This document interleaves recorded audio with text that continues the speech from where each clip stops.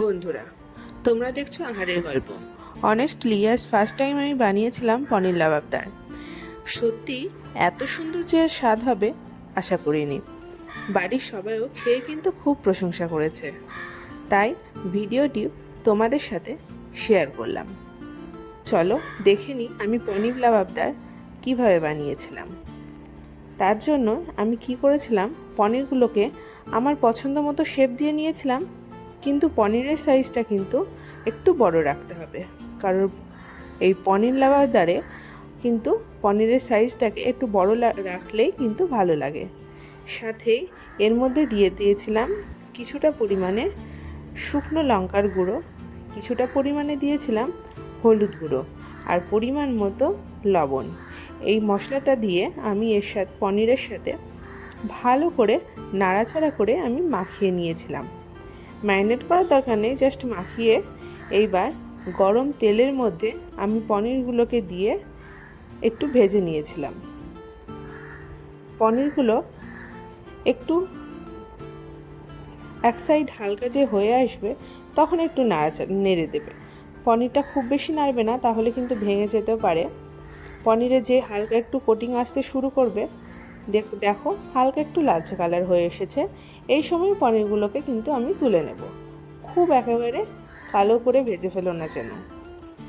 এইবার ওই একই তেলে দিয়ে দিলাম একটা তেজপাতা আর দিলাম স্লাইস করে কাটা দুটো পেঁয়াজটাকে আমি নাড়াচাড়া করে একটু নরম করে নেব। দেখো পেঁয়াজটা একটু নরম হয়ে এসেছে। এর মধ্যে দিয়ে দিলাম দুটো রসুনের কোয়া, সাথে দিয়ে দিলাম 1.5 ইঞ্চি পরিমাণে আদাকে আমি একটু ছোট করে কেটে নিয়েছি। সাথে দিয়ে দিলাম কিছু কাঁচা লঙ্কা আর কিছু কাজু। এইবার সবগুলোকে হালকা একটু আবার নাড়াচাড়া করে নেব। নাড়াচাড়া করে নিয়ে দিয়ে দিলাম এর মধ্যে 3টে টমেটোকে। এই গ্রেভিটায় টমেটোটা একটু বেশিই লাগে। সাথে দিয়ে দিলাম একটু লবণ, যাতে টমেটোটা তাড়াতাড়ি গলে যায়। আবারও একটু নাড়াচাড়া করে নিয়েছি।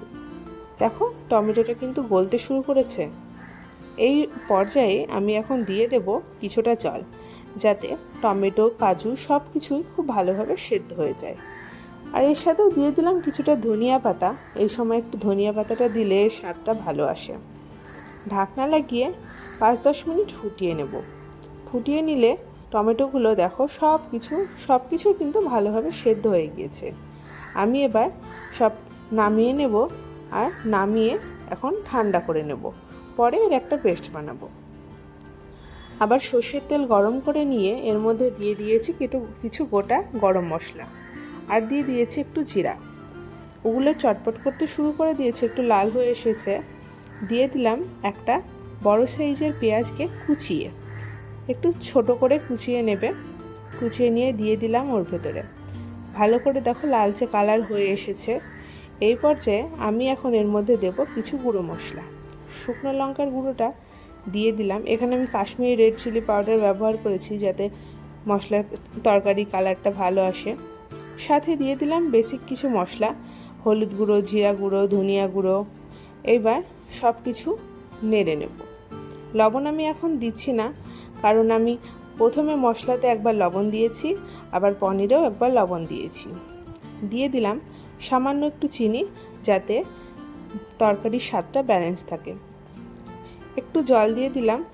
জল দিয়ে মশলাটা এখন কষে নেব। জল দিলে কিন্তু শুকনো মশলাগুলো, যে গুঁড়ো মশলাগুলো ইউজ করেছি, ওগুলো পুড়ে যায়। দেখো তোমরা, আমি দুটো টমেটোকে, আমি ছোটো সাইজের টমেটো নিয়েছি, বড় টমেটো হলে একটা নেবে, একদম কুচিয়ে নিয়েছি। টমেটোটাকেও আমি এখন এর মধ্যে দিয়ে দিলাম। এইবার আবার একটু নাড়াচাড়া করে নেব। এর সাথে আমি অ্যাড করব খুব সামান্য পরিমাণে জল। এখানে নর্মাল জল ইউজ করলেই হবে, গরম জলের কোনো দরকার নেই, যাতে টমেটোটা খুব ভালোভাবে সেদ্ধ হয়ে যায়। ঢাকনা লাগিয়ে আমি এখন 2-4 মিনিট একটু কষে নিলাম।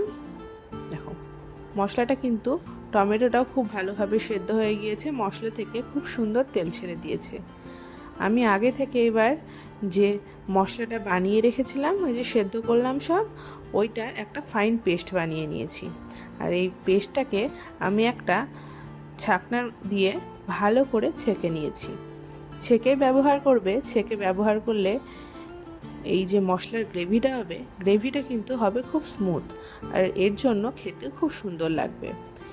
দেখো কতটা আমার এই যে গোটা গোটাটা এক্সট্রা ওটা বেরিয়ে গিয়েছে, ওটাকে আমি ফেলে দেব, ওটা ইউজ করব না। এইবার সব মশলাকে ভালো করে একসাথে কষিয়ে নেব। এই সময় যদি তোমাদের মনে হয় গ্রেভির জন্য আরও একটু জলের প্রয়োজন, তাহলে কিন্তু এখন তোমরা গরম জল ব্যবহার করবে। গরম জল ব্যবহার করলে কিন্তু স্বাদটা ভালো থাকবে। দেখো ঢাকনা দিয়ে আমি এবার আরও কিছুক্ষণ ফুটিয়ে নেব। 5 মিনিট মতো একটু ফুটিয়ে নেবে লো টু মিডিয়াম হিটে। মশলা থেকে তেল ছেড়ে দিয়েছে, দেখো ওপরে হালকা একটু তেল ভেসে উঠেছে। এইবার আবারও আমি সব গ্রেভিটাকে পুরোটা নেড়ে নিলাম। এই পর্যায়ে আমি যে আগে থেকে পনিরটাকে ভেজে রেখেছিলাম, পনিরটাকে আমি এখন এর মধ্যে দিয়ে দেব। দিয়ে একটু ভালো করে নাড়াচাড়া করে নেব। অল্প একটু ফুটিয়ে নেব, খুব বেশি ফোটানোর দরকার নেই। খুব বেশি ফোটালে কিন্তু পনিরটা আবার ছিবড়া ভাব চলে আসবে। তো পনিরটা অল্প একটু ফোটাবে, তাহলে পনিরের যে নরম ভাবটা সেটা বজায় থাকবে। এখন আমি দিয়ে দেবো এর মধ্যে বেশ কিছুটা পরিমাণে কাসুরি মেথি, হাতে একটু এইভাবে ডলে দিলাম। আর দিয়ে দেব ওপর থেকে কিছুটা গরম মশলার গুঁড়ো। গরম মশলার গুঁড়োটা দিয়ে আমি এখন আবারও একটু নাড়াচাড়া করে নেব। আমি আগে থেকে একটা বড় সাইজের ক্যাপসিকামকে একদম ছোট করে কুচিয়ে নিয়েছি। খুব ভালো করে কুচিয়ে নেবে। ক্যাপসিকামটাকে এখন এর মধ্যে আমি দিয়ে দেব। ক্যাপসিকামটা এই পর্যায়ে দেবে, আর ক্যাপসিকামটা দেওয়ার পরে কিন্তু আর কুক করার দরকার নেই, কারণ তরকারির যে গরম হিটটা থাকবে তাতেই ক্যাপসিকামের কাঁচা গন্ধটা চলে যাবে।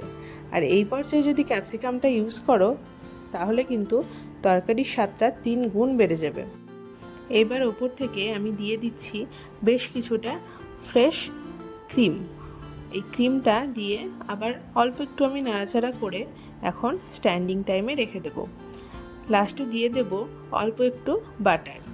তোমরা কিন্তু বাড়িতে অবশ্যই এই রেসিপিটা বানাবে, আর আমায় জানাবে যে তোমাদের এই রেসিপিটি কেমন লেগেছে। যদি ভালো লেগে থাকে লাইক, শেয়ার, সাবস্ক্রাইব করতে ভুলবে না।